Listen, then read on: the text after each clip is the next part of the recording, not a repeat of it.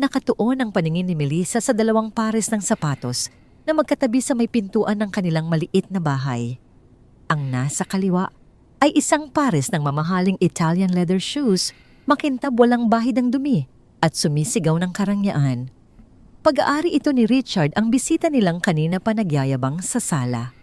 Sa tabi nito ay ang sapatos ng asawa niyang si Edwin, isang lumang work boots na pudpod na ang takong may mga galos sa gilid at halatang ilang taon na ang itinatagal. Ang kaibahan ng dalawang pares ng sapatos na yon ay parang isang sampal sa mukha ni Melissa. Ramdam niya ang init na gumagapang sa kanyang leeg, isang pamilyar na pakiramdam ng kahihiyan na dulot ng matinding pagkukumpara. Sa loob ng sala, ang tawanan ng kanilang mga bisita ay tila mga karayom na tumutusok sa kanyang dibdib. Naroon ang kanyang inang si Gloria, nakaupo sa gitna ng sofa na parang reyna habang masiglang nakikipagkwentuhan kay Richard. Nagsalita si Gloria ng malakas sapat para marinig ng lahat, lalo na ni Melissa na nasa kusina. Sinabi ng matanda na napakaswerte raw ng mapapangasawa ni Richard dahil bukod sa gwapo ay napakagalante pa. Napahigpit ang hawak ni Melissa sa basang-basahan na hawak niya. Alam niyang parinig iyon. Alam niyang ang bawat papuri kay Richard ay isang insulto para kay Edwin. Sa sulok ng silid tahimik na nagliligpit ng mga pinagkainan si Edwin, nakasuot lang ito ng simpleng itim na t-shirt at kupas na maong. Walang kibo, walang angal. Yumuko ito para pulutin ang mga natapong money sa sahig na ikinalat ng mga bisita. Lumapit si Richard kay Edwin, hawak ang isang baso ng mamahaling alak na siya mismo ang nagdala. Tinapik niya ang balikat ni Edwin nang may halong pangungutya. Tinanong niya kung kailangan ba ni Edwin ng tulong sa paglilinis, pero ang tono ng boses ni Richard ay nagpapahiwatig na ang gawaing iyon ay bagay lang talaga sa kanya. Hindi sumagot si Edwin. Tumangulang siya ng bahagya at ipinagpatuloy ang pagpupunas ng mesa. Ang katahimikan ni Edwin ay lalong nagpainit ng ulo ni Melissa. Gusto niyang sumagot ang asawa. Gusto niyang ipagtanggol nito ang sarili. Pero gaya ng dati, tinanggap lang ni Edwin ang pangmamaliit ng walang imik. Hindi na nakatiis si Melissa. Mabilis siyang lumapit sa kinaroroonan ng dalawang lalaki. Ang tunog ng kanyang mga yabag ay mabigat at puno ng galit. Hinablot niya ang basahan mula sa kamay ni Edwin. Nagulat ang mga bisita. Tumahimik ang buong sala. Maging si Gloria ay napatigil sa pagnguya.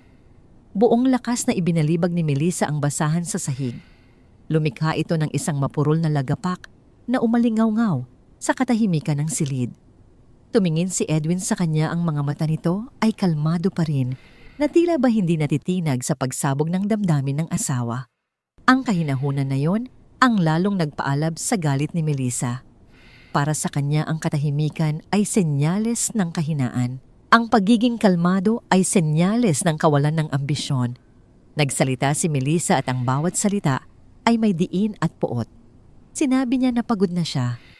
Pagod na siyang magkunwari na okay lang ang lahat habang ang ibang tao ay umaasenso at sila ay napag-iiwanan. Sumingit si Gloria mula sa sofa. Sa halip na awatin ng anak, lalo pa itong naggatong. Sinabi ng ina na tama lang na magising na si Melissa sa katotohanan. Sinabi pa nito na kung nakinig lang sana si Melissa noon, hindi sana ito namumulot ng mga mumu ngayon. Yumuko si Edwin para pulutin ang basahan na itinapon ng asawa. Ang kilos niya ay dahan-dahan at marangal na, para bang hindi basura ang kanyang pinupulot, kundi isang mahalagang bagay. Tumayo siya at tiningnan si Melissa ng diretso sa mata. Walang galit kundi lungkot. Sinubukan ni Edwin na pakalmahin ang asawa. Sinabi niya na hindi ito ang tamang lugar para mag-usap. Maraming nakatingin. Pero huli na. Ang kahihiyan ni Melissa ay naging apoy na tumupok sa kanyang katwiran. Lumingon siya sa mga kapitbahay na nasa labas ng bintana na nagkukunwaring hindi nakikinig, pero halatang nakaabang sa bawat sigaw. Tumawa ng mapakla si Richard sa gilid at inubos ang laman ng kanyang baso. Ang tunog ng paglapag ng baso sa mesa ay tila hudyat ng pagtatapos ng respeto ni Melissa sa kanyang asawa. Biglang umilaw ang cellphone ni Edwin na nakapatong sa side table. Isang maikling vibration ang yumanig sa ibabaw ng kahoy na mesa. Sumilip si Melissa sa screen. Nakita niya ang pangalang Zane at isang mensahe na nagsasabing kailangan na nilang umalis agad. Para kay Melissa, isa na naman itong dahilan. Inisip niya na baka tinatawagan na naman si Edwin ng mga pinagkakautangan o baka isa na naman itong misteryosong trabaho na maliit lang ang kita. Hindi niya alam na ang mensaheng iyon ay tungkol sa isang desisyon na magpapabago sa takbo ng ekonomiya ng buong bansa. Inagaw ni Melissa ang cellphone at inihagis ito pabalik kay Edwin. Muntik na itong hindi masalo ng asawa. Nagbitiw si Melissa ng huling babala bago tumalikod at pumasok sa kwarto kasunod ang kanyang ina na nakangisi ng tagumpay. Sinabi niya na ayusin ni Edwin ang mga gamit nito dahil bukas ayaw na niyang makita ang pagmumukha ng isang talunan sa pamamahay na yon. Naiwan si Edwin na nakatayo sa gitna ng sala, hawak ang basahan sa isang kamay at ang cellphone sa kabila. Ang mga bisita ay isa-isang nagpaalam nang mabilis umiiwas sa tingin niya na parang nakakahawa ang kanyang kamalasan. Si Richard na lang ang natira sandali. Tinapik muli nito si Edwin sa balikat at nagbigay ng isang payo na puno ng lason. Sinabi niya na minsan, kailangan tanggapin ng lalaki kung hanggang saan lang talaga siya. Nang makaalis na ang lahat, tiningnan ni Edwin. Edwin ang mensahe sa kanyang telepono. Binasa niya ang buong detalye ng ulat ni Zane. Ang kanyang mga mata na kanina ay puno ng lungkot ay napalitan ng isang matalim at seryosong tingin.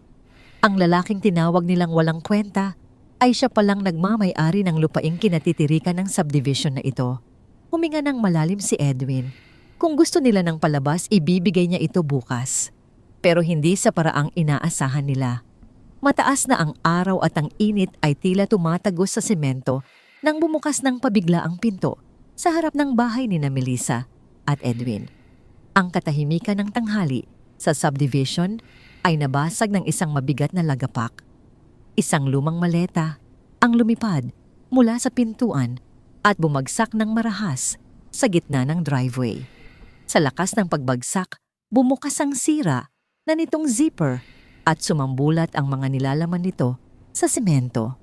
Ang mga damit ni Edwin, mga kupas na t-shirt, ilang pares ng maong at mga lumang uniforme ay nagkalat na parang basahan sa mainit na semento. Hindi nagtagal ang tahimik na kalsada ay nabuhay. Ang mga kurtina sa mga bintana ng mga kapitbahay ay sunod-sunod na gumalaw. May mga pinto na bumukas ng bahagya. May isang kapitbahay na kunwari ay nagwawalis sa bakuran at may isa pang biglang nagkaroon ng interes na diligan ng kanyang mga halaman kahit tirik ang araw. Ang kahihiyan ng ibang tao ay tila isang magnet na humahatak ng atensyon ng mas mabilis kaysa sa anumang balita ng tagumpay. Lumabas si Melissa sa beranda, nakahalukip-kip ang mga braso at ang mukha ay puno ng dismaya at galit. Ang kanyang boses ay matalim sapat upang marinig ng sino mang nakikinig sa paligid. Ang bawat insulto na kanyang binibitawan ay idinisenyo upang paliitin ang pagkatao ni Edwin, upang iparamdam dito na siya ay walang halaga kumpara sa sementong inaapakan ng kanyang bota. Pasigaw na sinabi ni Melissa na isa itong talunan. Isinumbat niya na pagod na siya sa pagpapanggap. Pagod na siyang magtiis sa isang lalaking walang ambisyon at walang kakayahang ibigay ang buhay na nararapat sa kanya. Ang mga salita ay masakit, ngunit para kay Edwin, hindi na ito bago. Ang kawalan ng respeto ay hindi nagsisimula ng malakas. Ito ay dahan-dahang lumalaki sa pribadong mga sandali bago tuluyang sumabog sa publiko. Sa likuran ni Melissa nakatayo si Gloria, ang kanyang ina. Nakangisi ito habang pinapanood ang pagpapalayas sa kanyang manugang. Tila ba isa itong tagumpay na matagal na niyang hinihintay. Paminsan-minsan ay sumisingit si Gloria ng mga komentong lalong nagagatong sa apoy. Sinabi ng matanda na dapat noon pa ito ginawa ni Melissa dahil wala namang utang na loob ang lalaking yon sa pamilya nila. Sa gilid ng driveway, nakasandal si Richard sa kanyang makintab na sasakyan. Nakapamulsa siya, mayabang ang tindig at ninanamnam ang bawat sandali ng pagbagsak ni Edwin. Para kay Richard ito ang patunay na siya ang nanalo. Siya ang mayaman, siya ang matagumpay, at si Edwin ay isa lamang hamak na anino sa kanyang liwanag. Nagkalat ang mga damit ni Edwin sa driveway. Ang kanyang pares ng lumang bota ay tumilapon malapit sa mailbox. Isang karton na kahon na puno ng mga personal na dokumento ang tumaob at ang mga papel ay nilipad ng hangin papunta sa damuhan. Isang litrato mula sa kanilang kasal ang dumulas mula sa kahon at bumagsak ng patiwarik sa gilid ng kalsada. Tila ba ayaw nitong masaksihan ang nangyayari. Humakbang pababa si Melissa at sinipa ang isa pang kahon palayo. Ang tunog ng karton na kumikis-kis sa semento ay umalingaw-ngaw. Tumingin siya sa mga kapitbahay at pinalakas pa ang kanyang boses, tinitiyak na rinig ng lahat ang kanyang deklarasyon. Ipinagsigawan niya na wala ng pera si Edwin, na ito ay pabigat lamang. Tumawa siya ng mapakla na para bang ang buong eksena ay isang palabas na matagal na niyang inensayo. Ang hindi niya alam may inensayo rin si Edwin. Ngunit ang ensayo ni Edwin ay tahimik. Nakatayo lang si Edwin sa gitna ng mga nagkalat niyang gamit. Suot ang simpleng itim na t-shirt at kupas na pantalon na natili siyang kalmado. Walang luha, walang pagmamakaawa, walang pagsigaw. Ang kanyang katahimikan ay tila mas nakakairita kay Melissa kaysa sa anumang sagot na maaari niyang ibato. Gusto ni Melissa ng reaksyon. Gusto niyang makita si Edwin na lumuha-lumuhod at magmakaawa. Sa halip ang nakuha niya ay isang blangkong ekspresyon at dignidad na hindi natitinag. Ang katahimikan ay nakakabagabag kapag ang inaasahan ng tao ay gulo. Mas lalong nagalit si Melissa dahil hindi niya makuha ang reaksyong gusto niya. Bumaba siya mula sa beranda at lumapit kay Edwin. Ang kanyang daliri ay nakaturo ng diretso sa mukha ng asawa pagkatapos ay itinuro ang kalsada. Nagbanta siya na tatawag ng pulis kung hindi aalis si Edwin agad. Sinabi niya na tapos na siya sa kahihiyang dulot nito. Kahihiyan. Anong klaseng kahihiyan? Ang mamuhay kasama ang isang lalaking nagmamaneho ng lumang truck. Ang mamuhay kasama ang isang taong simple manamit. Ang totoo, hindi ang kahirapan ni Edwin ang ikinahihiya ni Melissa. Ang ikinahihiya niya ay ang misteryo nito, ang hindi niya masukat na pagkatao nito dahil hindi ito nagyayabang. Takot ang tao sa mga bagay na hindi nila masukat.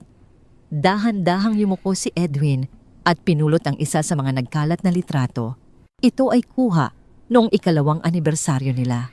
Nakangiti si Melissa sa larawang yon. Hindi dahil sa pera o katayuan, kundi dahil naniwala siya noon na may binubuo silang pangarap. Sa kung saang bahagi ng kanilang pagsasama, ang pagbuo ng pangarap ay hindi na naging sapat para sa kanya. Gusto niya ng palakpak. Gusto niya ng inggit ng ibang tao. Tumaob ulit ang isang karton na kahon nang sipain ito ni Melissa, dala ng matinding ini. Ang tunog ay tuyo at masakit sa tainga. Pagkatapos ay binitawan niya ang huling insulto. Tinitigan niya si Edwin sa mata at sinabing mananatili itong walang kwenta habang buhay. Iyon ang sandali na tila nagpasya ang universo na sumagot para kay Edwin. Mula sa dulo ng kalsada, isang mababang ugong ang nagsimulang marinig. Hindi ito maingay, na parang tambutso ng mga motorsiklo sa kanto. Hindi rin ito agresibo.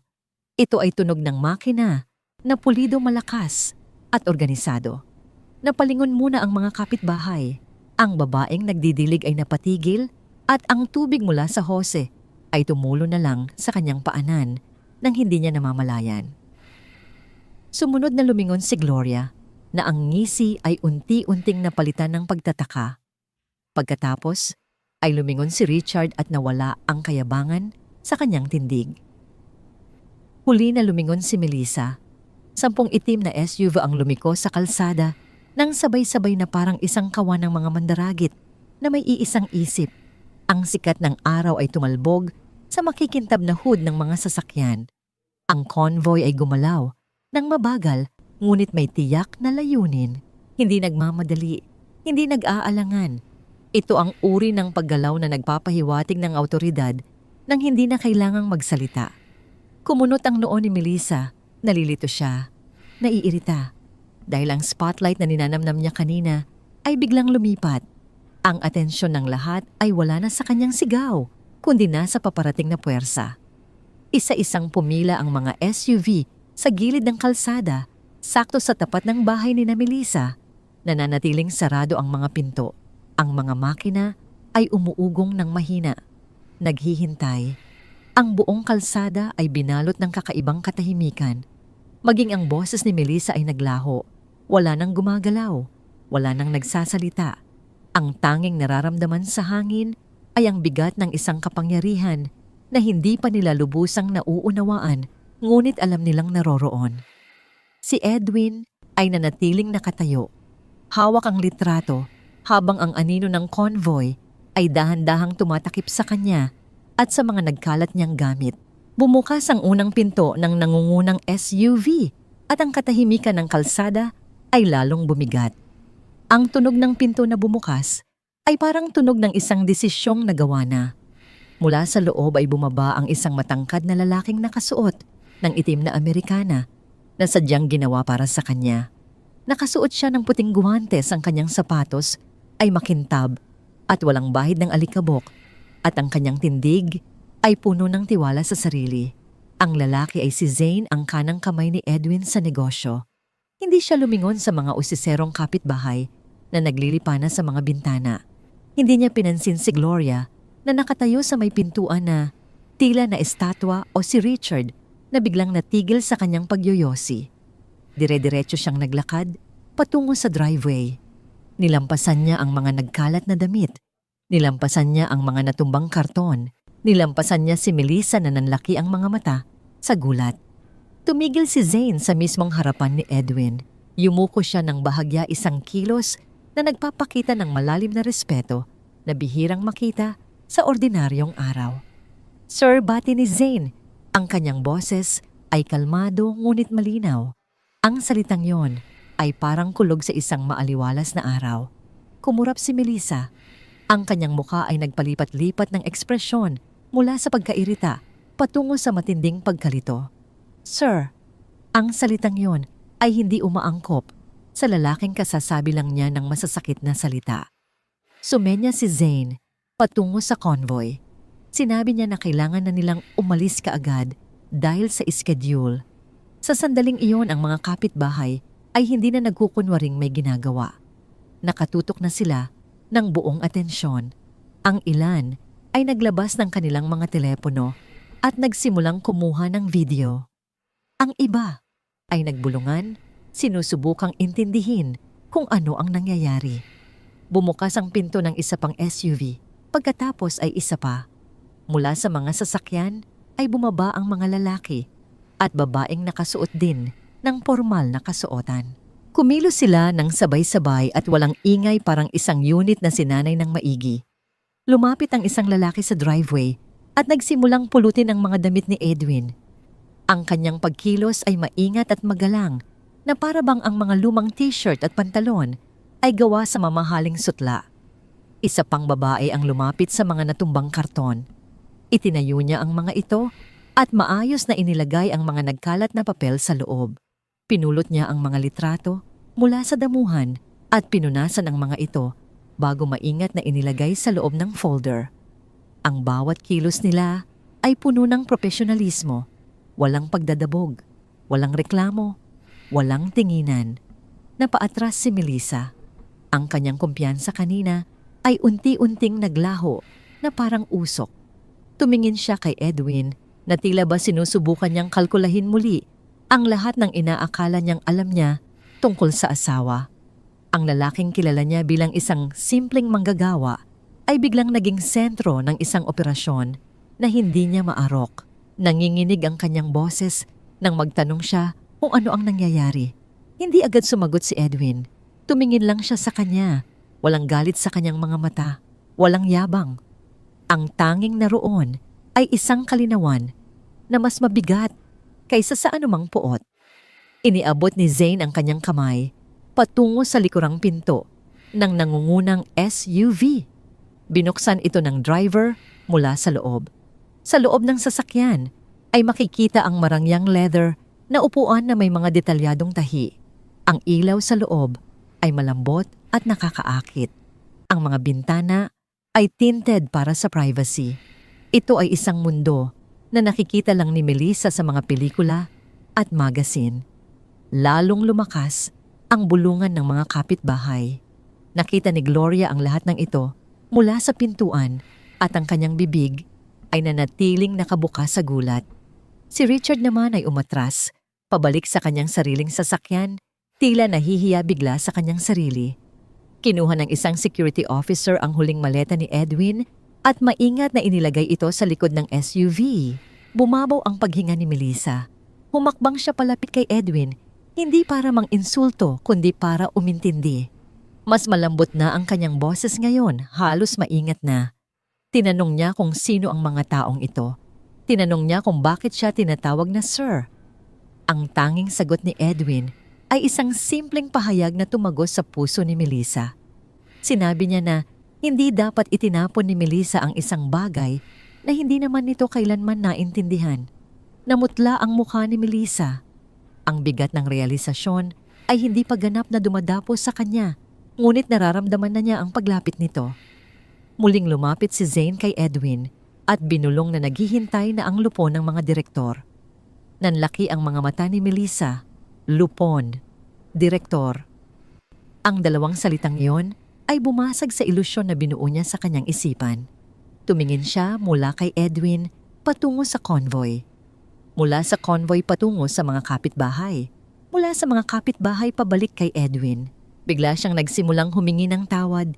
Hindi ito madamdamin o malakas, kundi puno ng takot. Sinubukan niyang tumawa ng pilit na parang sinasabing nagbibiro lang siya kanina. Sinabi niya na hindi niya sinasadya ang mga sinabi niya. Sinabi niya na nadala lang siya ng emosyon. Ngunit ang kanyang boses ay wala ng conviction. Puno na ito ng pangamba.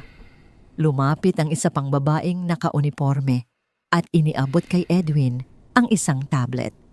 Sa screen ng tablet ay makikita ang isang live video conference.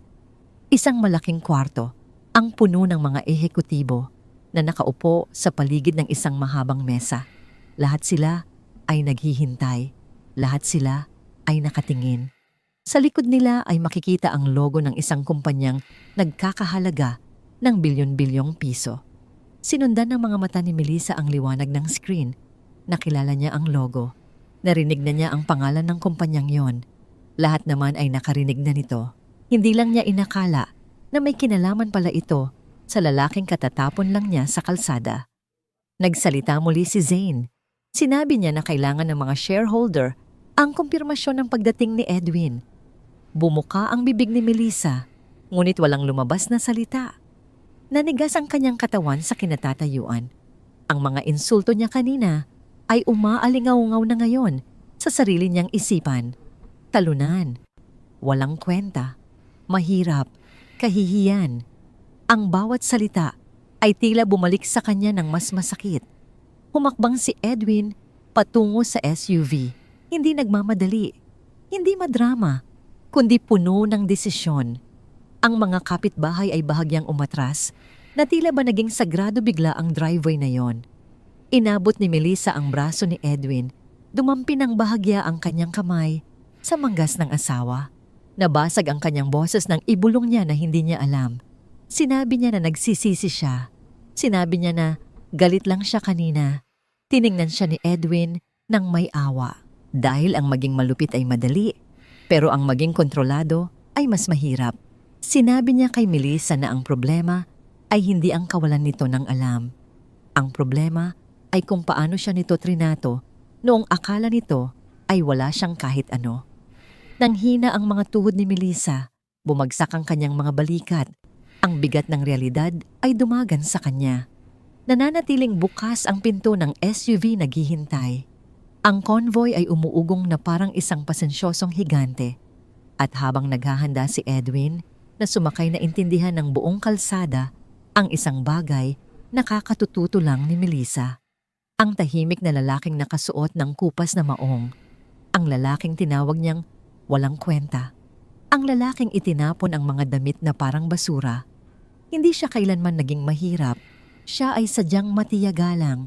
At ito ay simula pa lamang. Sa Sa sandaling umupo si Edwin sa likod ng nangungunang SUV, naramdaman niya ang pagbabago ng hangin. Sa labas ay ingay gulat at basag na pride. Sa loob ay kalmado at kontroladong kapangyarihan. Kusang umayos ang leather seat habang dahan-dahang isinara ang pinto. Tinatakpan ng ingay ng kalsada na para bang hindi na ito umiiral. Mula sa tinted na bintana, nakita pa rin ni Edwin si Melissa na nakatayo sa gilid ng driveway. Walang sapin sa paa. Tulala. Mabilis ang paghinga. Sinundan ng kanyang mga mata ang bawat galaw ng convoy habang dahan-dahan itong umaalis. Ang convoy ay nagsimulang gumalaw ng sabay-sabay.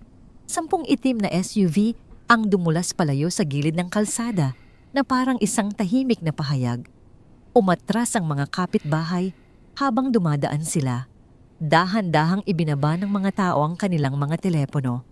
Dahil anuman ang kwentong akala nilang masasaksihan nila, bigla itong nagbago ng direksyon. Sa side mirror nakita ni Edwin si Melissa na lumiliit sa malayo. Nakatayo pa rin. Naninigas pa rin. Sinusubukan pa ring iproseso kung gaano kabilis bumaligtad ang sitwasyon. Naiwan si Melissa sa gitna ng kalsada habang ang alikabok mula sa convoy ay dahan-dahang bumabalot sa kanya. Sa loob ng marangyang sasakyan, ang screen ng tablet na hawak ni Edwin ay nagliwanag muli. Ipinapakita nito ang mukha ng mga direktor na naghihintay ng kanyang desisyon at sa likod nila ay ang mga graph na sumisimbolo sa bilyon-bilyong pisong nakataya. Sa kabilang banda, sa maliit na bahay sa subdivision, ang katahimikan ay napalitan ng panik nang magsimulang mag-search si Melissa sa internet gamit ang nanginginig niyang mga kamay. Humiwalay ang convoy mula sa subdivision at pumasok sa malawak na highway patungo sa Bonifacio Global City, BGC. Sa loob ng sasakyan, nawala na ang bakas ng asawang inapi. Ang Edwin na nakaupo ngayon ay ang chairman ng isang multinational conglomerate. Nagsalita ang isang babaeng ehekutibo. Sa screen si Naomi. Ang boses niya ay profesional at direkta.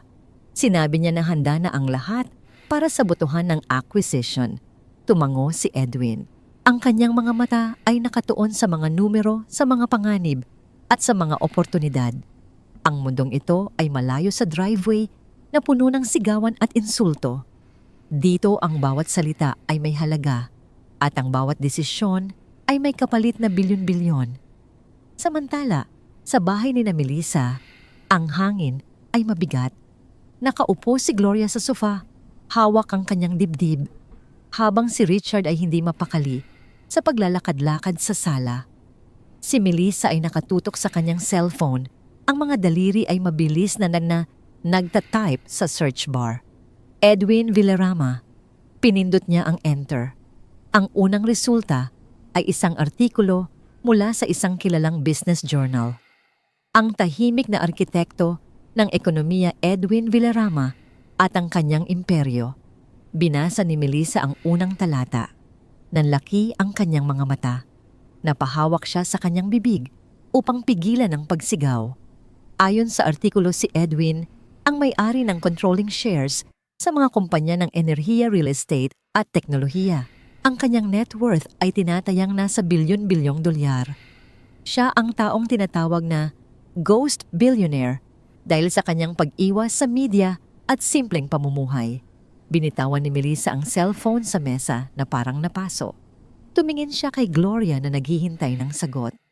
Nanginginig ang boses ni Melissa nang sabihin niya sa ina ang nabasa niya. Sinabi niya na si Edwin ang may-ari ng lahat. Napatayo si Gloria. Lahat? Tanong niya. Tumango si Melissa. Lahat. Ang lupaing kinatitirikan ng subdivision nila. Ang kumpanyang pinagtatrabahuhan ng kapatid niya. Ang bangkong inuutangan nila. Lahat ay konektado sa pangalan ni Edwin. Namutla si Richard. Ang sigarilyong hawak niya ay nahulog sa sahig. Ang kumpanya niya ay maliit lang na supplier ng isa sa mga subsidiary ni Edwin. Kung gugustuhin ni Edwin, maaari niyang durugin ang negosyo ni Richard sa isang pitik lang ng daliri. Sa BGC, ang convoy ay pumasok sa isang pribadong underground entrance ng isang glass tower na tumatagos sa ulap. Bumukas ang mga pinto ng sasakyan. Sinalubong si Edwin ng mga staff na yumuyuko bilang paggalang. Naglakad siya patungo sa private elevator na magdadala sa kanya sa ika-50 palapag. Sa loob ng elevator ang refleksyon ni Edwin sa salamin ay nagpapakita ng isang lalaking hindi nagbago ng anyo, kundi ng aura. Ang kanyang suot na simpleng damit ay tila naging simbolo ng kapangyarihan.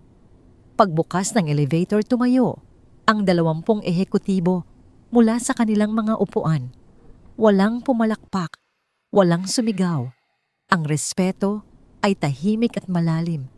Naglakad si Edwin patungo sa dulo ng mesa. Ang malaking screen sa likod niya ay nagpapakita ng global markets. Nagsimula ang botohan. Isa-isa nagbigay ng kumpirmasyon ang mga miyembro ng board hanggang sa ang boto na lang ni Edwin ang hinihintay. Tumingin si Edwin sa paligid ng kwarto. Naalala niya ang sigaw ni Melissa kanina. Wala kang kwenta. Napangiti siya ng mapait sa loob-loob niya. Ang walang kwenta na yon ay may hawak ngayon sa kapalaran ng libu-libong empleyado. Approved, sabi ni Edwin ng kalmado. Ang isang salitang iyon ay nagpakilos ng bilyon-bilyong pondo sa buong mundo. Sa bahay sinubukan ni Gloria na tawagan ang kanyang mga kakilala. Nanginginig ang kanyang mga kamay habang pinipindot ang mga numero. Gusto niyang kumpirmahin kung totoo ang nabasa ni Melissa. Ang sagot na nakuha niya mula sa isang kaibigan na nagtatrabaho sa gobyerno ay nagpabagsak sa kanya sa upuan. Sinabi ng kaibigan na si Edwin Villarama ay isa sa mga pinakamakapangyarihang tao sa bansa at ang sino mang kumalaban sa kanya ay parang bumangga sa pader. Napahagulgol si Gloria, hindi dahil sa pagsisisi sa ginawa niya, kundi dahil sa panghihinayang sa nawalang oportunidad. Naisip niya ang lahat ng luho na sana ay natatamasa nila kung naging mabait lang sana sila kay Edwin. Biglang nag-flash report sa television.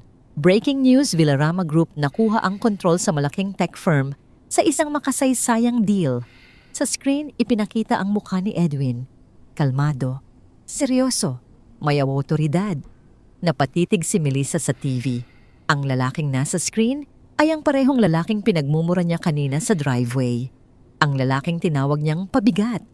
Ang mga luha ni Melissa ay nagsimulang pumatak hindi dahil sa lungkot, kundi dahil sa takot.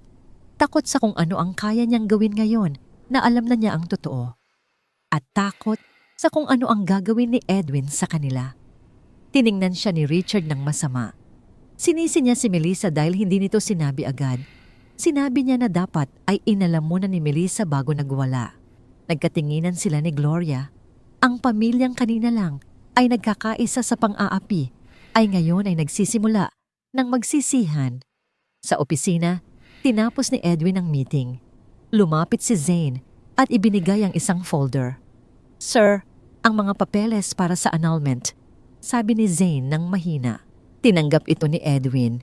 Tiningnan niya ang pirma sa ibaba ng dokumento. Wala nang emosyon, wala nang galit. Tanging ang kagustuhan na lang na tapusin ang kabanatang ito ng malinis. Sa labas ng bintana ng kanyang opisina, ang lungsod ay umiilaw na parang mga bituin.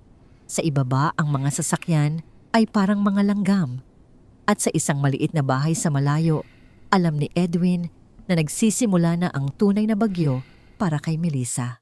Bumukas ng padabog ang pinto ng bahay ni na Melissa at ang ingay ng bisagra ay umalingaw-ngaw sa buong sala.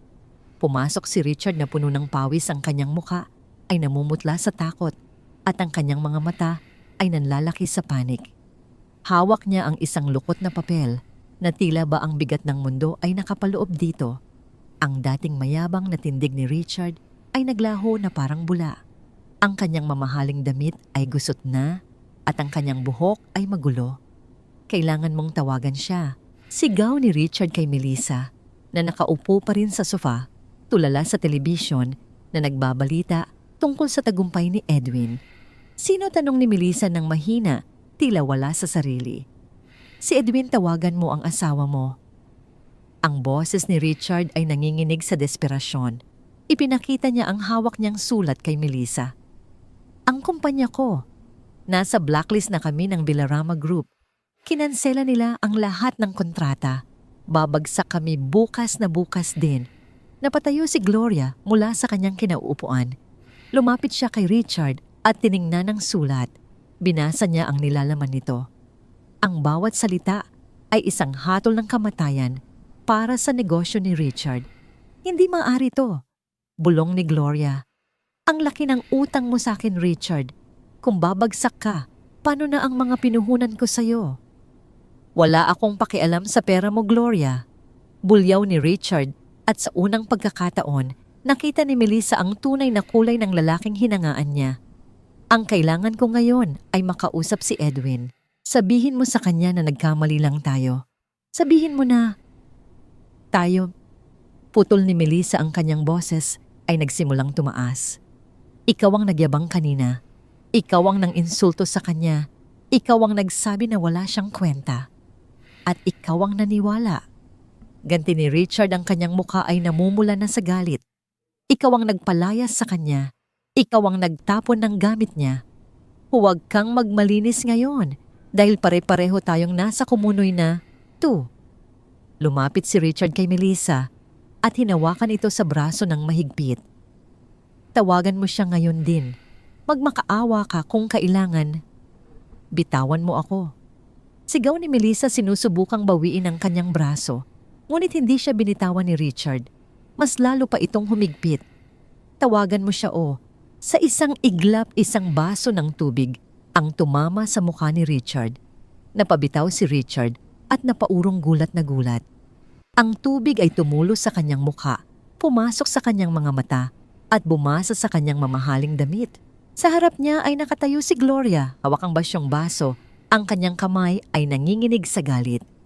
Huwag mong hawakan ang anak ko. Sabi ni Gloria, ang kanyang boses ay malamig at matalim. At huwag kang mag-utos sa pamamahay ko. Pinunasan ni Richard ang kanyang mukha gamit ang kanyang braso. Tumingin siya kay Gloria ng masama pagkatapos ay kay Melissa. Kayo ang sumira sa buhay ko. Bulong niya.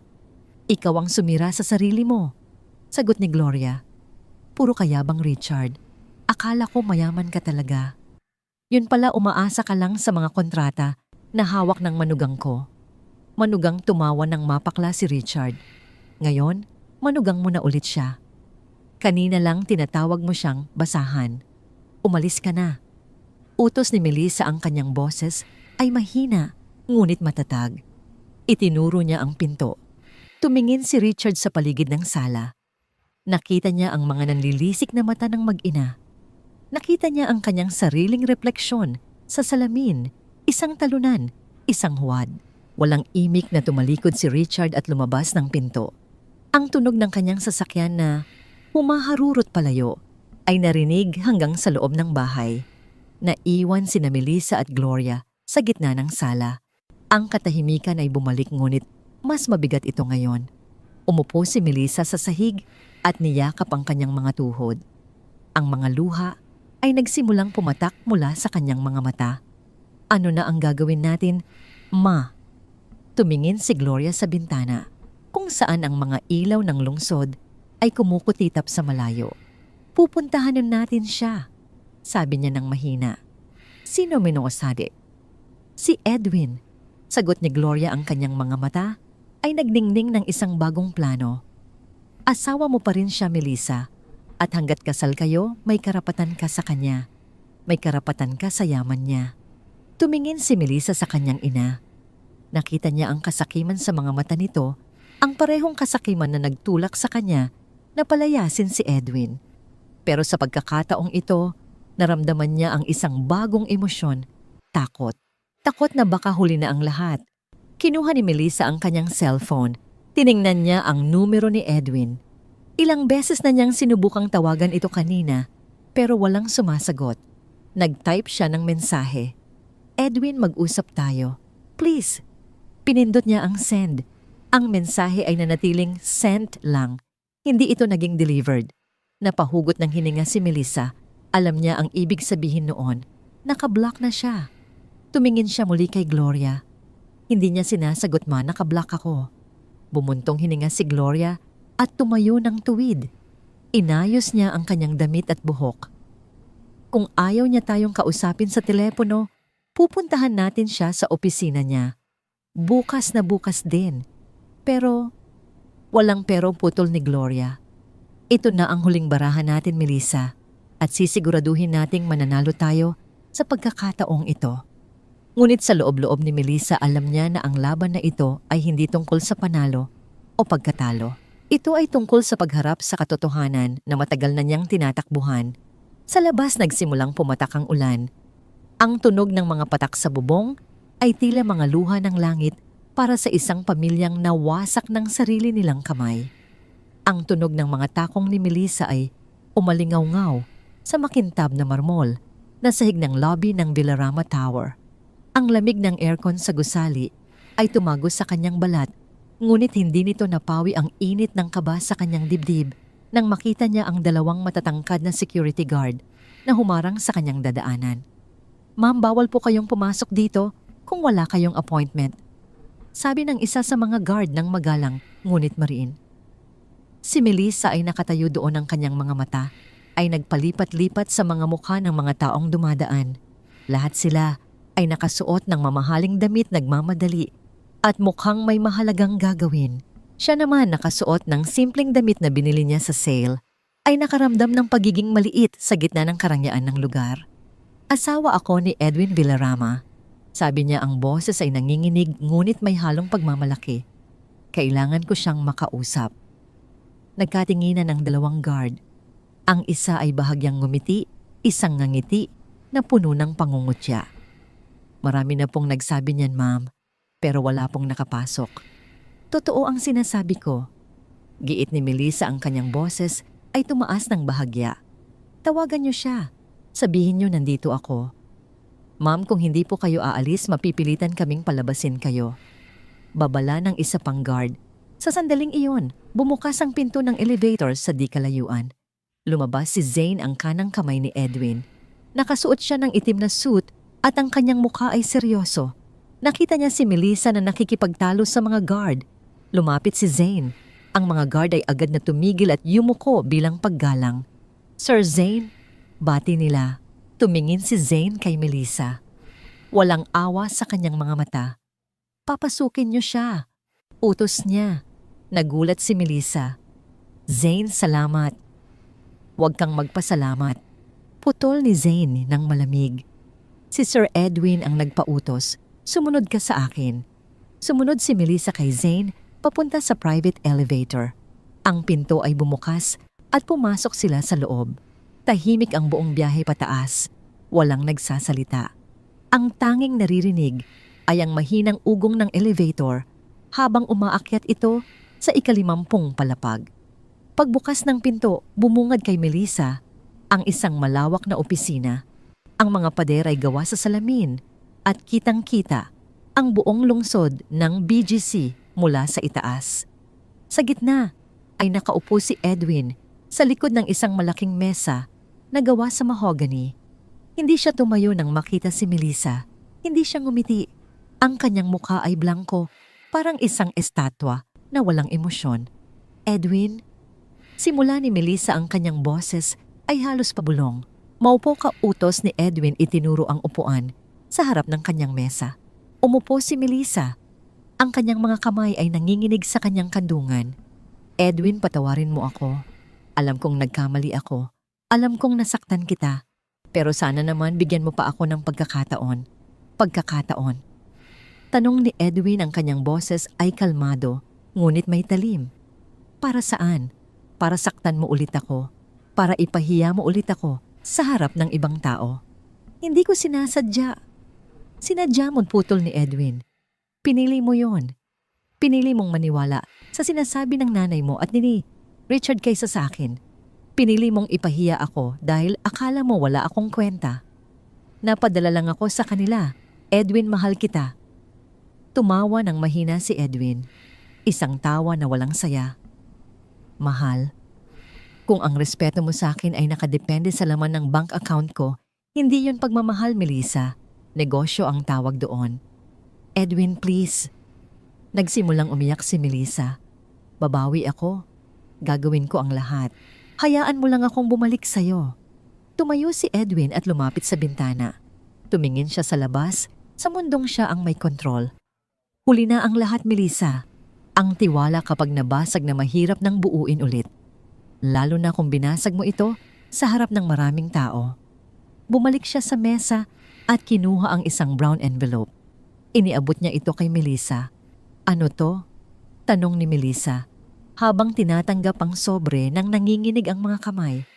"Buksan mo," sabi ni Edwin. Binuksan ni Melissa ang sobre.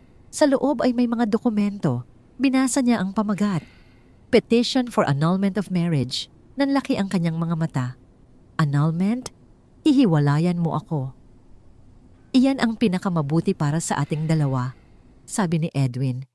"Binigyan kita ng sapat na pera para makapagsimula ka ulit.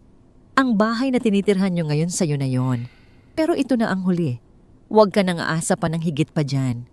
"Edwin, huwag naman ganito." Nagmakaawa si Melissa. "Paano na kami ni Mama?" "Bahala na kayo sa buhay nyo," sagot ni Edwin ng malamig. "Matatanda na kayo.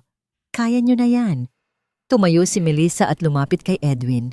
Hinawakan niya ang kamay nito. "Edwin, maawa ka. Mahal na mahal kita." Binawi ni Edwin ang kanyang kamay. "Umuwi ka na, Melissa. Tapos na tayo." Tumingin si Melissa sa mga mata ni Edwin. Wala na siyang nakitang pagmamahal doon. Tanging ang lamig ng isang desisyong hindi na mababago. Yumuko si Melissa at dahan-dahang naglakad palabas ng opisina.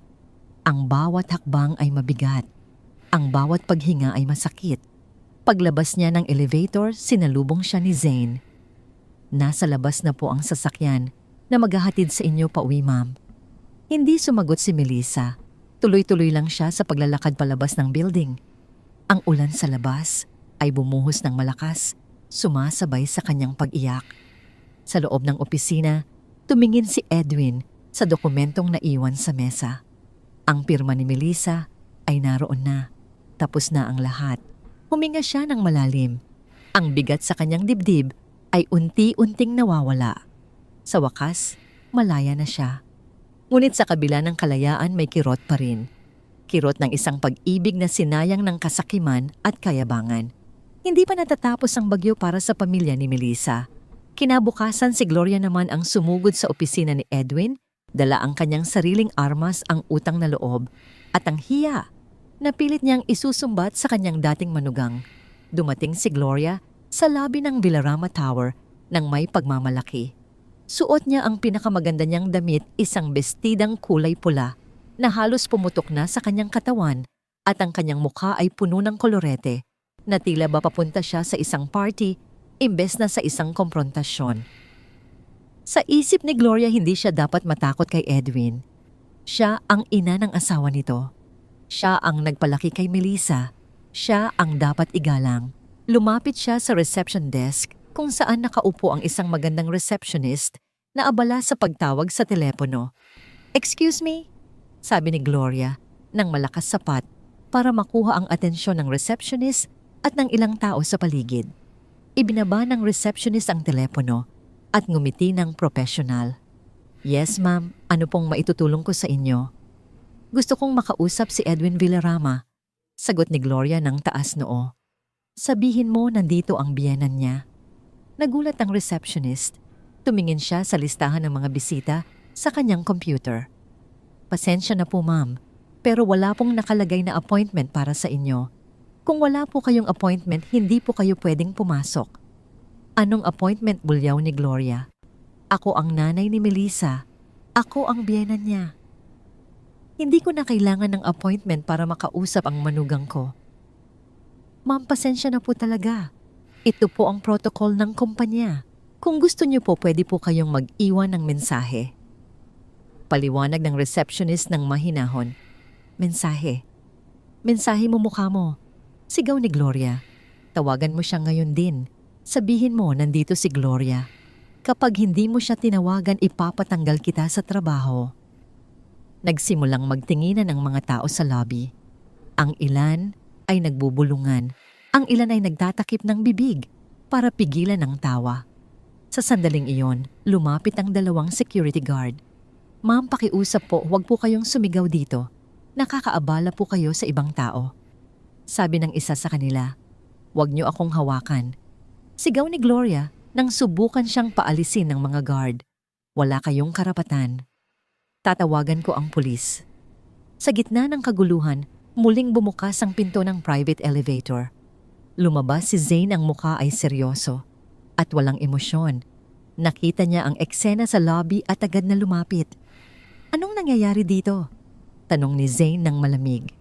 Tumingin ang mga guard kay Zane at yumuko. Sir Zane, pasensya na po. May babae po kasing nagwawala. Dito nagpupumilit na makita si Sir Edwin. Tumingin si Zane kay Gloria.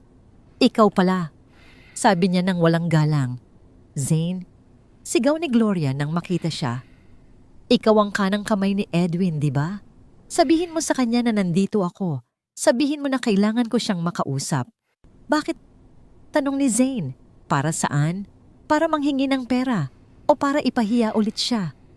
Natigilan si Gloria. Hindi. Gusto ko lang siyang makausap tungkol kay Melissa. Asawa pa rin siya ng anak ko. May karapatan kami sa yaman niya. Tumawa ng mahina si Zane. Karapatan. Pagkatapos ng ginawa niyo sa kanya, wala kayong karapatan, Gloria. Wala na kayong karapatan sa kahit ano. Huwag mo akong tawaging Gloria lang. Sigaw ng matanda. Mas matanda ako sa'yo, respetuhin mo ako.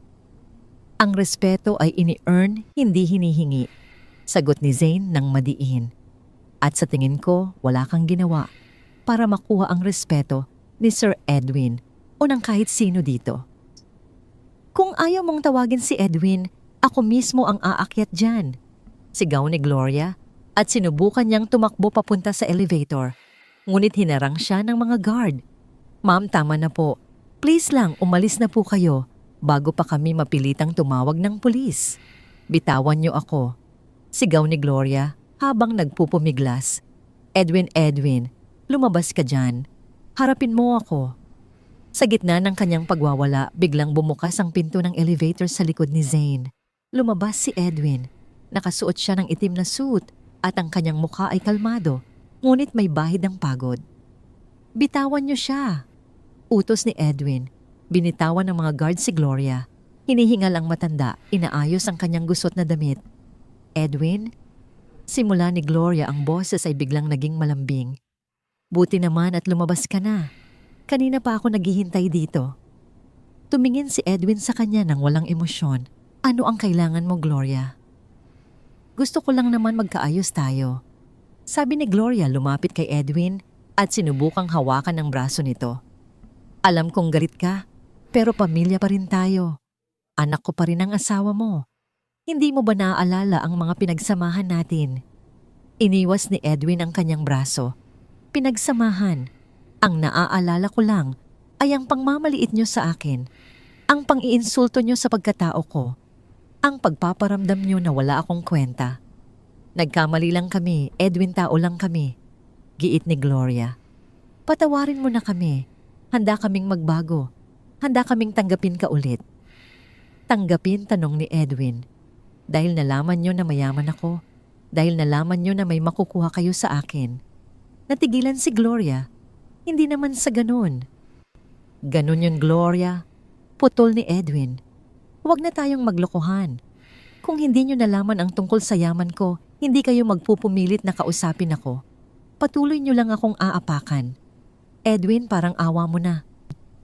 Nagsimulang umiyak si Gloria. Paano na kami? Paano na si Melissa? Wala na kaming matatatakbuhan. Binigyan ko na si Melissa ng sapat, sabi ni Edwin. Nasa kanya na ang bahay.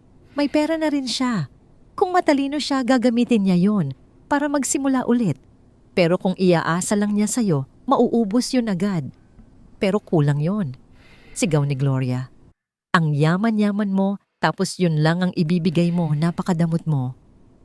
Tama na, sabi ni Edwin ng madiin. Umalis ka na dito, Gloria, at wag ka nang babalik. Tumalikod si Edwin at naglakad pabalik sa elevator. Edwin, sigaw ni Gloria. Hindi pa tayo tapos. Sisingilin kita sa lahat ng utang na loob mo sa amin. Huminto si Edwin saglit, ngunit hindi lumingon. Wala akong utang na loob sa inyo. Bayad na ako sa lahat ng sakit na ibinigay niyo sa akin. Pumasok si Edwin sa elevator at nagsara ang pinto. Naiwan si Gloria sa lobby, luhaan at talunan. Ang mga tao sa paligid ay nakatingin sa kanya nang may awa at pagkadismaya. Napaupo si Gloria sa sahig. Ang kanyang pulang bestida ay gusot na ang kanyang makeup ay kumalat sa mukha dahil sa luha. Sa unang pagkakataon sa kanyang buhay, naramdaman niya ang tunay na kahulugan ng kahihiyan. At sa pagkakataong ito, wala siyang masisi, kundi ang sarili niya. Ang tinta sa pirma ni Melissa sa annulment papers ay natuyo na, ngunit ang bigat sa kanyang dibdib ay tila mas lalo pang nadagdagan. Nakaupo siya sa sahig ng kanyang kwarto, napapalibutan ng mga kahon at maleta. Ang bahay na ito, na dating puno ng pangarap at tawanan, ay ngayon ay parang isang libingan ng mga alaala. Sa labas ang ulan ay patuloy na bumubuhos na parang nakikisabay sa kanyang kalungkutan. Bawat patak ay parang isang alaala na pumapasok sa kanyang isipan. Ang araw ng kasal nila ni Edwin. Ang mga panahong nag-aaway sila dahil sa pera. Ang mga oras na pinapangarap nila ang isang magandang kinabukasan. Ngayon, lahat ng yon ay tapos na. Bilisan mo na dyan, Melissa. Sigaw ni Gloria mula sa sala. Sayang ang oras. Kailangan na nating umalis bago pa magbago ang isip ng asawa mo at bawiin ang bahay na to. Napabuntong hininga si Melissa. Pinunasan niya ang kanyang mga luha at nagpatuloy sa pag-iimpake. Ang boses ng kanyang ina ay parang isang sirang plaka na paulit-ulit na nagpapaalala sa kanya ng kanyang pagkakamali. Lumabas siya ng kwarto, bit-bit ang isang malaking kahon. Sa sala nakita niya si Gloria na abala sa paghakot ng mga gamit na akala niya ay may halaga pa. "Ma, pwede ba huminahon ka muna?" Pakiusap ni Melissa. "Hindi naman tayo pinalayas ni Edwin. Ibinigay niya sa akin ang bahay na to." "Oo nga, pero malay mo baka may hidden agenda yon," sagot ni Gloria habang isinisiksik ang isang lumang vase sa loob ng kahon. "Baka mamaya may mga utang pala itong bahay na to at tayo ang magbabayad. Kailangan nating ibenta to agad at kunin ang pera." "Matama na." Sigaw ni Melissa, ibinagsak ang kahon sa sahig. "Puro pera na lang ba ang nasa isip mo? Hindi mo ba nakikita na nasasaktan ako? Nawalan ako ng asawa, ma. Nawalan ako ng pamilya." Natigilan si Gloria. Tumingin siya sa anak ng may halong gulat at inis. "Wala kang karapatang magalit sa akin, Melissa. Kung nakinig ka lang sana noon, hindi tayo aabot sa ganito. Kasalanan mo rin to." "Kasalanan ko?" Tanong ni Melissa, ang kanyang boses ay nanginginig sa galit. "Sino ba ang nagtulak sa akin na hiwalayan si Edwin? Sino ba ang nagsabi na wala siyang kwenta?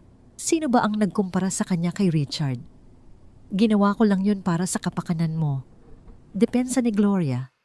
"Ayaw kong matulad ka sa akin na naghirap. Gusto ko lang magkaroon ka ng magandang buhay." "Magandang buhay?" Tumawa ng mapakla si Melissa. "Ito ba ang magandang buhay, ma? Ang mawalan ng asawang nagmamahal sa akin ng totoo? Ang maging miserable dahil sa kasakiman mo? Huwag mo akong baliktarin." Sigaw ni Gloria. "Ikaw ang pumili, Melissa. Ikaw ang nagdesisyon. Huwag mong isisi sa akin ang lahat." "Oo, ako ang pumili." Sagot ni Melissa, tumutulo na ang luha. "Pero ikaw ang nagtanim ng lason sa utak ko. Ikaw ang nagturo sa akin na pera lang ang mahalaga. At ngayon dahil sa'yo nawala sa akin ang lahat. Wala kang utang na loob." Sigaw ni Gloria at takmang sasampalin si Melissa. Ngunit sa pagkakataong ito, sinalag ni Melissa ang kamay ng ina. Tinitigan niya ito ng diretso sa mata. "Tama na, ma," sabi ni Melissa ng matatag. "Pagod na ako. Pagod na akong maging puppet mo. Pagod na akong sundin ang gusto mo. Mula ngayon ako na ang magdedesisyon para sa sarili ko." Binitawan niya ang kamay ni Gloria at tumalikod. Kinuha niya ang kanyang bag at naglakad palabas ng pinto. "Saan ka pupunta?" Sigaw ni Gloria. "Bumalik ka dito? Hindi pa tayo tapos." Hindi na lumingon si Melissa. Tuloy-tuloy lang siya sa paglalakad sa ilalim ng ulan. Wala siyang dalang payong, wala siyang dalang sasakyan, wala siyang dalang kahit ano, maliban sa kanyang sarili at sa natitirang dignidad na meron siya. Naglakad siya hanggang sa makarating sa gate ng subdivision. Ang guard na nakakita sa kanya ay nagulat sa itsura niya, basang-basa, umiiyak at mukhang nawawala. "Ma'am, okay lang po kayo?" Tanong ng guard. Tumango lang si Melissa at nagpatuloy sa paglalakad. Hindi niya alam kung saan siya pupunta. Ang alam lang niya, kailangan niyang lumayo sa bahay na yon. Kailangan niyang lumayo sa kanyang ina. Kailangan niyang hanapin ang sarili niyang landas. Sa likod niya naiwan si Gloria sa loob ng bahay galit at nag-iisa. Ang mga kahon ay nagkalat sa paligid mga piping saksi sa pagkasira ng isang pamilya na pinatay ng sarili nilang kasakiman at sa malayo sa isang mataas na gusali sa BG. Nakatayo si Edwin sa bintana ng kanyang opisina. Pinapanood ang ulan na bumabagsak sa lungsod. Alam niyang tapos na ang lahat. Alam niyang malaya na siya. Pero sa puso niya may puwang pa rin para sa awa-awa para sa babaeng minahal niya noon na ngayon ay naglalakad mag-isa sa dilim. Ilang buwan ang lumipas at ang usap-usapan sa subdivision ay nagsimula ng humupa. Ang mga kapitbahay ay bumalik na sa kani-kanilang buhay, ngunit ang alaala ng convoy at ng ghost billionaire ay nanatiling nakaukit sa kanilang mga isipan. Ang bahay na dating tinitirhan ni Melissa at Gloria ay naging tahimik na saksi sa isang kwentong paulit-ulit na ikinukwento sa mga inuman at tsismisan. Isang hapon, habang ang araw ay papalubog at ang langit ay nagkukulay, kahel isang pamilyar na sasakyan ang pumasok sa gate ng subdivision. Hindi ito isang itim na SUV. Hindi ito isang convoy. Ito ay ang lumang pickup truck ni Edwin, ang parehong truck na minsan ay kinutya ni Melissa at ng kanyang ina. Ang makina nito ay umuugong ng mahina. Tila pagod na sa pagtakbo, ngunit matatag pa rin. Binuksan ng guard ang gate nang makita si Edwin. Yumuko ito nang may halong takot at paggalang. "Good afternoon po, Sir Edwin." Bati nito. Tumango lang si Edwin at nagpatuloy sa pagmamaneho. Ang kanyang mga mata ay nakatuon sa kalsada, ngunit ang kanyang isip ay naglalakbay pabalik sa mga alaalang iniwan niya sa lugar na ito. Habang binabaybay niya ang kalsada, patungo sa dati niyang bahay, napansin niya ang mga kapitbahay na lumabas ng kanilang mga bahay.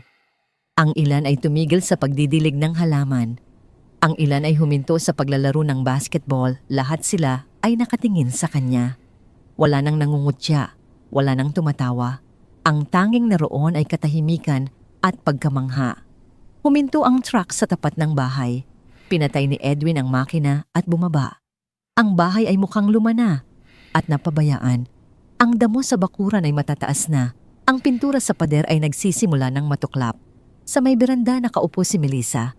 Nakasuot siya ng simpleng damit pambahay at ang kanyang buhok ay nakatali ng pusod.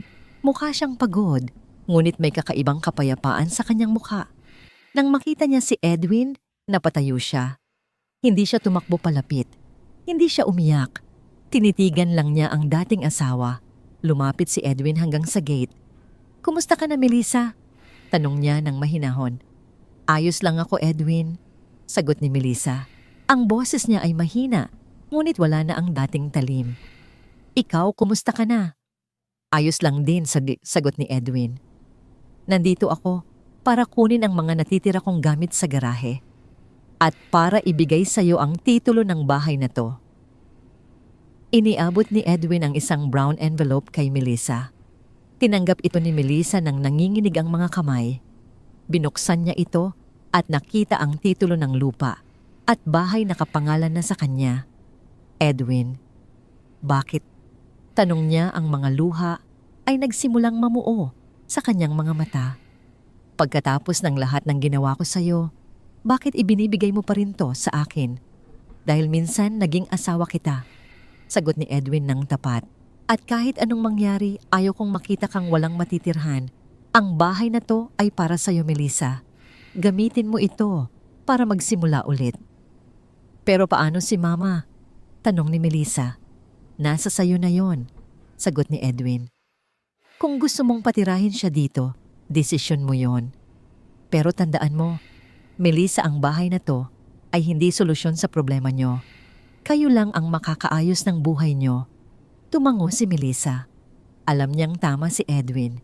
"Salamat, Edwin. Salamat sa lahat." "Wala yun," sagot ni Edwin. "Sana maging masaya ka." Tumalikod si Edwin at naglakad pabalik sa kanyang truck. "Edwin, Tawag ni Melissa. Huminto si Edwin at lumingon. Patawarin mo ako. Sabi ni Melissa, ang mga luha ay tuluyan ng pumatak. Patawarin mo ako sa lahat ng nagawa ko. Sa lahat ng nasabi ko. Alam kong huli na ang lahat, pero gusto ko lang malaman mo na nagsisisi ako. Tinitigan siya ni Edwin ng matagal. Sa mga mata ng dating asawa, nakita niya ang sinseridad na matagal na niyang hinahanap. Wala na ang yabang. Wala na ang pagpapanggap. Tumango si Edwin ng marahan. Pinapatawad na kita, Melissa. Matagal na. Ang mga salitang yon ay tila nagpagaan sa bigat na dinadala ni Melissa sa kanyang puso. Napahagulgol siya at napaupo sa semento. Edwin, salamat. Sabi niya ng paulit-ulit. Salamat sa pagpapatawad. Hindi na sumagot si Edwin. Pumasok siya sa kanyang truck at pinaandar ang makina. Ang ugong ng sasakyan ay tila isang uyayi sa gitna ng hapon. Dahan-dahang umalis ang truck ni Edwin. Sa side mirror nakita niya si Melissa na nakaupo pa rin sa kalsada, umiiyak ngunit nakangiti. Ang mga kapitbahay ay isa-isang lumapit sa kanya, hindi para makiusyoso, kundi para magtanong kung ayos lang siya. Sa pagkakataong ito, wala nang ingay. Wala nang convoy. Ang tanging naiwan ay ang katahimikan ng isang pagpapatawad na mas malakas pa sa anumang sigaw. Habang papalayo si Edwin sa subdivision, naramdaman niya ang gaan sa kanyang pakiramdam. Ang huling kabanata ng kanyang nakaraan ay natapos na. Ang hinaharap ay naghihintay at sa pagkakataong ito, siya na ang may hawak ng manibela.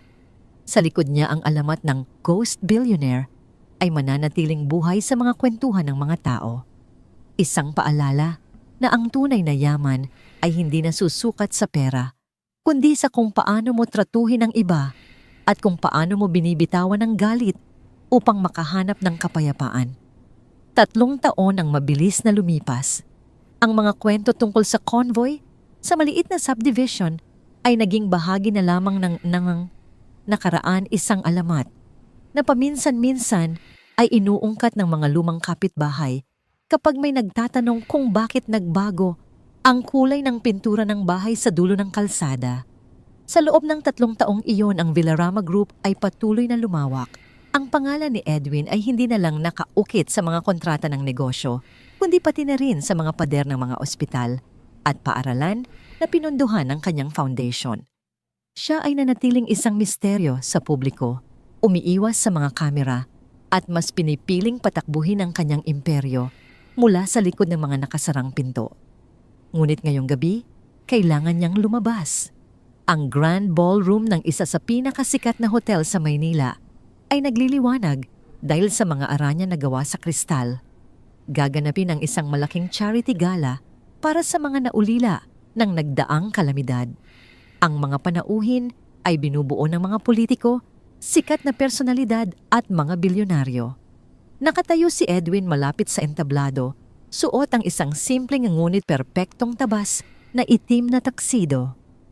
Hawak niya ang isang baso ng sparkling water. Pinapanood niya ang mga tao sa paligid. Ang ilan ay nagtatawanan, ang iba ay nag-uusap tungkol sa negosyo, ngunit halos lahat ay nakatingin sa kanya nang palihim naghihintay ng pagkakataong makalapit at makapagpakilala. Lumapit si Zane sa kanya at bumulong na magsisimula na ang programa sa loob ng 5 minuto. Tumango si Edwin at inilapag ang kanyang baso sa dumaang tray ng isang waiter. Umakyat ang host sa entablado at nagsimulang magsalita. Matapos ang ilang panimulang pagbati, tinawag ng host ang kinatawan ng isang non-government organization na nanguna sa rescue and relief operations noong nakaraang bagyo. Salubungin po natin ang direktor ng Hope Pilipinas Foundation, sabi ng host at itinuro ang hagdan patungo sa entablado. Mula sa gilid ng bulwagan, naglakad ang isang babae. Suot niya ang isang eleganteng ngunit simpleng Filipiniana na kulay navy blue. Ang kanyang buhok ay maayos na nakatali at ang kanyang mukha ay may manipis lang na makeup. Wala siyang suot na naglalakihang alahas. Ang kanyang tindig ay puno ng kumpiyansa, ngunit walang bahid ng kayabangan. Napatigil si Edwin. Ang babaeng naglalakad patungo sa mikropono ay si Melissa. Hindi na siya ang babaeng sumisigaw sa driveway. Hindi na siya ang babaeng nagmamakaawa sa penthouse. Ang Melissa na nakatayo ngayon sa harap ng daan-daang pinakamakapangyarihang tao sa bansa ay isang babaeng natagpuan ang kanyang halaga sa pagtulong sa iba. Nagsimulang magsalita si Melissa. Ang kanyang boses ay malinaw at kalmado. Nagpasalamat siya sa lahat ng donors at ibinahagi niya ang mga kwento ng mga pamilyang natulungan ng kanilang organisasyon. Wala sa kanyang mga salita ang naghahanap ng atensyon para sa sarili. Ang buong focus niya ay nasa misyon ng kanyang grupo. Habang nagsasalita si Melissa, inalala ni Edwin ang huling pagkikita nila sa subdivision. Naalala niya ang mga luha nito at ang paghingi nito ng tawad. Tila ba ang bahay na ibinigay niya rito ay hindi lang naging silungan kundi naging pundasyon ng pagbabago nito. Nang matapos ang talumpati, nagpalakpakan ang buong bulwagan.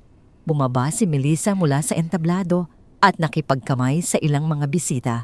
Makalipas ang 1 oras, habang ang mga panauhin ay abala sa pag-uusap at pagkain, lumabas si Edwin sa balkonahe ng hotel para makalanghap ng sariwang hangin. Ang mga ilaw ng Maynila ay nagkikinangan sa ibaba. Narinig niya ang mahinang tunog ng pinto ng balkonahe na bumukas at sumara.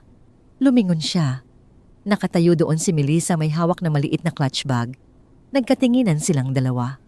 Walang gulat sa mga mata ni Melissa, tila ba alam na nitong naroon siya. Humakbang ito palapit, huminto ilang talampakan ng layo mula kay Edwin. "Magandang gabi, Edwin." Bati ni Melissa. Ang kanyang nangiti ay payapa. "Magandang gabi," sagot ni Edwin. "Maganda ang naging talumpati mo kanina. Nakakabilib ang mga ginagawa ng foundation niyo." "Salamat." Tumango si Melissa at tumingin din sa tanawin ng lungsod. "Ang totoo niyan, bahagi ng pondo na ginamit ko para simulan ng organisasyong yon ay galing sa pagbenta ko ng bahay na ibinigay mo sa akin." Bahagyang kumunot ang noo ni Edwin, ngunit nanatili siyang tahimik hinihintay ang susunod nitong sasabihin. Huminga ng malalim si Melissa. "Pagkatapos mong umalis ng araw na yon, inisip ko ng mabuti kung ano ang gagawin ko sa buhay ko. Hindi ko pwedeng ipagpatuloy ang pagiging pabigat. Hindi ko pwedeng hayaang lamunin ako ng kahihiyan." Tumingin siya kay Edwin. "Ibinenta ko ang bahay. Bumili ako ng mas maliit na apartment para sa amin ni Mama. Ang natirang pera ginamit ko pang-aral ulit at pang-invest sa foundation." "Kumusta na ang mama mo?" tanong ni Edwin. "Mahirap noong umpisa," pag-amin ni Melissa. "Galit siya nang ibenta ko ang bahay. Gusto niya kasing ipagmalaki yon sa mga kumare niya. Pero binigyan ko siya ng ultimatum. Kung gusto niyang tumira kasama ko, kailangan niyang matutong mamuhay ng simple. Ngayon tumutulong na siya sa pagpapak ng relief goods kapag may operations kami." Tumango si Edwin. Isang maliit na ngiti ang sumilay sa kanyang mga labi. Ang pagbabago ay hindi madali, lalo na sa mga taong sanay sa maling paniniwala, ngunit posible ito. "Gusto kitang pasalamatan ulit." Patuloy ni Melissa. Ang kanyang boses ay naging mas seryoso. "Hindi lang dahil sa bahay na ibinigay mo, kundi dahil sa hindi mo pagganti. May kapangyarihan kang sirain ako nang tuluyan noon, Edwin. Pwede mo akong ipahiya sa buong Pilipinas, pero hindi mo ginawa. Ang disiplina mo, ang pagiging tahimik mo. Yon ang nagturo sa akin ng pinakamalaking leksyon." Tinitigan ni Edwin ang dating asawa. Nakita niya ang katapatan sa mga mata nito. Ang kapangyarihan ay hindi ginagamit para manakit ng mga taong nasa ibaba, sagot ni Edwin ng mahinahon. "Ang nangyari sa driveway na yon ay hindi tungkol sa yaman ko. Tungkol yon sa pagkatao natin kapag inilagay tayo sa alanganin. Nalaman ko ang limitasyon mo at natutunan mo ang limitasyon ng pagiging mapagmataas." Tumango si Melissa bilang pagsang-ayon. "Masyado akong nabulag sa kung ano ang tingin ng ibang tao. Nakalimutan kong pahalagahan ang taong nasa tabi ko na." Sandaling namayani ang katahimikan sa pagitan nila. Hindi ito ang katahimikan na puno ng tensyon gaya noon, kundi isang katahimikan na puno ng pagtanggap. "Masaya ako para sa iyo, Melissa," tapat na sabi ni Edwin. "Nahanap mo na ang tunay mong halaga. At hindi ito nakadepende sa sapatos na suot mo o sa kotseng sinasakyan mo. Ngumiti si Melissa at sa unang pagkakataon, matapos ang maraming taon ang nangiting iyon ay nakarating sa kanyang mga mata. Masaya rin ako para sa iyo, Edwin. Kahit noon pa man alam kong malayo ang mararating mo, ako lang itong naging bulag. Muling bumukas ang pinto ng balkonahe. Sumilip si Zane. Sir, hinahanap na po kayo ng Board of Directors sa loob, abiso ni Zane. Susunod na ako, sagot ni Edwin. Lumingon muli si Edwin kay Melissa. Inabot niya ang kanyang kamay, hindi para humingi ng isa pang pagkakataon, hindi para makipagbalikan, kundi para magpaalam bilang dalawang taong natuto mula sa kanilang mga pagkakamali. Tinanggap ni Melissa ang kamay niya. Isang matatag na pakikipagkamay, isang pagwawakas na walang halong pait. Mag-iingat ka lagi, Edwin, sabi ni Melissa. Ikaw din, Melissa, ipagpatuloy mo ang magandang ginagawa mo. Sagot ni Edwin. Binitawan nila ang kamay ng isa't isa. Tumalikod si Edwin at naglakad pabalik sa loob ng Grand Ballroom, pabalik sa mundong kanyang itinayo mula sa tiyaga at disiplina. Naiwan si Melissa sa balkonahe pinapanood ang Maynila na patuloy sa pag-ikot. Wala na siyang nararamdamang panghihinayang. Ang lalaking minsang tinawag niyang walang kwenta ay naging instrumento para makita niya ang sarili niyang halaga. Ang kapangyarihan ay tahimik. Ang pagbabago ay nagsisimula sa pagkawasak at ang tunay na tagumpay ay ang kakayahang lumakad palayo sa nakaraan nang walang dalang galit. Sa gabing iyon, walang nagtalo, walang sumigaw. Ang kwento ni na Edwin at Melissa ay nagtapos hindi sa isang marahas na paghihiwalay, kundi sa isang tahimik na pagtanggap ng katotohanan. Pareho silang nanalo dahil pareho silang natuto.